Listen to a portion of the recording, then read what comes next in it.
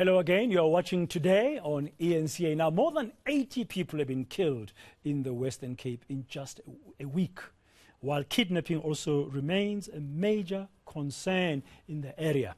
That's according to the Police Minister, Bheki Cele, who gave an update on organized crime in the province earlier. Meanwhile, the Muslim Judicial Council and partners from the interfaith community held a briefing as well about safety and security sectors in the country. My colleague, that's reporter Monique Mortlock, has got those details for us. He's joining us now on Today from our studios in Cape Town. Monique, very good afternoon to you. So how big a problem is kidnappings, for example, or have kidnappings become in the Western Cape? And what is the SAPS doing about it? The Muslim Judicial Council held today's briefing, especially after what happened last week, Friday. Last week, we saw a businessman in Cape Town, Khalid Parker, being gunned down outside of a building, outside of one of his buildings. And this happened in the middle of the day, in broad daylight, in Lansdowne. And people are saying that this apparently was a botched kidnapping. And this isn't the first time we've seen a violent crime taking place against a businessman. Just last month, a Bangladeshi businessman was also kidnapped, and a video was released of him apparently being tortured on camera. And today we heard from various interfaith leaders. We heard from the MJC's deputy president a clear message and a call for the SAPS and for other spheres of government like local government, the City of Cape Town, to do more to tackle kidnapping, extortion, because they've seen that organized crime has spiked over the last 6 years, and they want to know what police are doing to keep business people safe, not only business people safe, but to keep the greater Cape Town community safe, because they say their constituents have been calling on them to get answers from government. And that was essentially what today's briefing was about. Here's Police Minister Bheki Cele giving some stats of just how pervasive this problem is here in the province. The TPCI Serious Commercial Crimes Unit has arrested a total of 13 fraudsters for fraud-related cases. The Western Cape Police are investigating 32 cases of kidnapping since 1st of March to September 2022. It remains encouraging that SAPS in the province continue to make inroads regarding kidnapping cases. A total of 15 kidnapping suspects have been arrested. This includes the court appearance of 5 suspects who appeared at the Wynberg Magistrate Court on Monday, 12 September 2022. The 5-member gang appeared on charges of conspiracy to commit kidnapping and other charges related to the failed kidnapping of businesswoman and Chinese nationality. Well, Monique, that's the minister there, but I understand the Muslim Judicial Council is also concerned about the increase in organized crime in the country, not just in the Western Cape.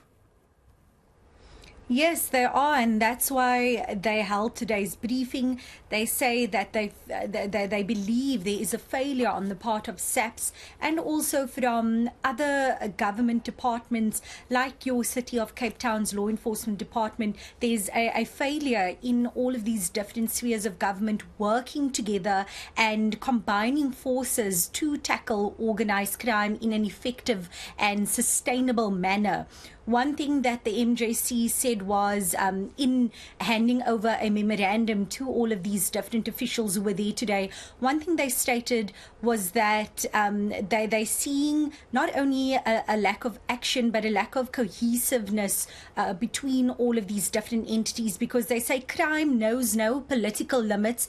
As one person who's the son of a businessman who was kidnapped earlier this year, Razik Raja, said today, when a criminal walks up to you and points a gun at you, he's not going to ask, what's your political affiliation. He's not going to ask what are politicians going to do to me. But what we need is to see all different entities working together, and we need according to the MJC and the different leaders today, we need a dedicated task force to tackle kidnappings and extortion. And this is something that the City of Cape Town is also calling for. We heard from Mayor Jordan Hill-Lewis that this is something that the City of Cape Town is keen to get underway, but obviously it needs SAPS to establish such a task force, but it is keen to assist with all of its resources that it has, because as you'll now hear from the city's JP Smith, there are certain limitations that curtails the City of Cape Town when it comes to policing efforts. Let's just take a listen.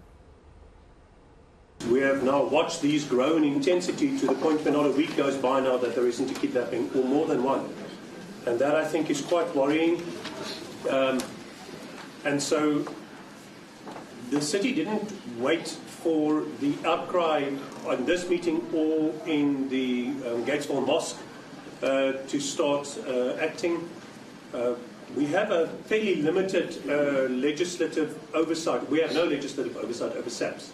SAPS has answers to national government. So when you talk about provincial police or national police, it's all national police. There isn't a provincial police that answers to provincial government. But province does have an oversight function. So when we wanted to engage SAPS, I wrote some weeks ago to Premier Alan Winde and to Provincial Minister Regan Allen, and I said, please can you approach SAPS in the form of the Provincial Commissioner, or otherwise if you engage with a National Commissioner or National Minister, to ask for the establishment of a proper task force. Not a statistical committee where our staff attend to have the exchange of stats, for instance, on how many extortion cases have happened, because we're not adding value in that case. We hear the stats, but we don't do anything more, for instance, at our extortion task team, as it is called, to then meaningfully contribute. The bottleneck in SAP's resources remains their problem. We do want to help, and we do have the means to help. We have the skills to help. We've recruited expertise and skills over the years, and we are keen to help. So we ask that SAPS urgently establish a fully fledged anti-kidnapping and extortion task team consisting of officials that we all second to this task force, and as this is what you see internationally.